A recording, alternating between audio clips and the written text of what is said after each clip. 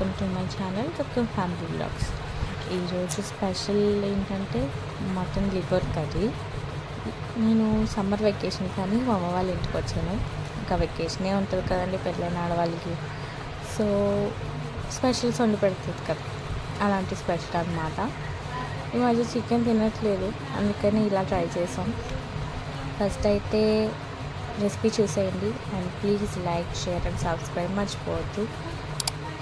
And మీరు మీ అమ్మ వాళ్ళ ఇంటికి వెళ్తే ఇలాంటి స్పెషల్స్ ఏమైనా ట్రై చేస్తారా, లేకపోతే రొటీన్ చికెన్ మటన్ ట్రై చేస్తారా అనేది నాకు కామెంట్స్లో షేర్ చేయండి. అండ్ రెసిపీలోకి వెళ్ళిపోదాం.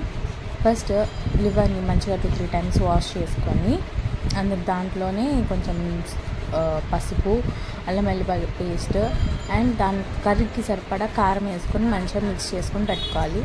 అండ్ ఆయిల్ వేసుకొని దాంట్లో ఉల్లిపాయలు వేసుకొని మంచిగా ఫ్రై చేసుకోవాలి.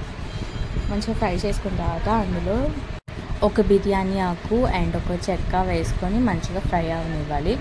ఆ తర్వాత టమాటాలు, కొత్తిమీర కూడా వేసుకోవాలి.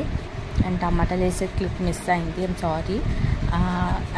అన్నీ వేసుకొని మంచిగా మిక్స్ చేసుకోవాలి.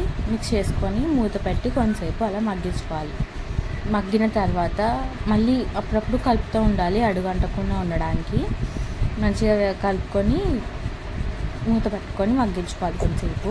అండ్ ఆ తర్వాత దానికి సరిపడా వాటర్ పోసుకోవాలి. వాటర్ పోసుకొని మంచిగా కుక్ అవనివ్వాలి. అండ్ ఇక్కడే సాల్ట్ వేసుకోవాలి. ఒక 10 minutes పట్టింది అది కుక్ అవడానికి మంచిగా.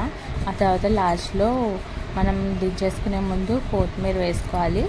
మంచిగా వాష్ చేసుకుని కట్ చేసుకున్న కొత్తిమీర. అండ్ అలాగే మా అమ్మ మంచి గ్రేవీ రావడం కోసమని ఇలా చేసేదన్నమాట మా స్టైల్లో.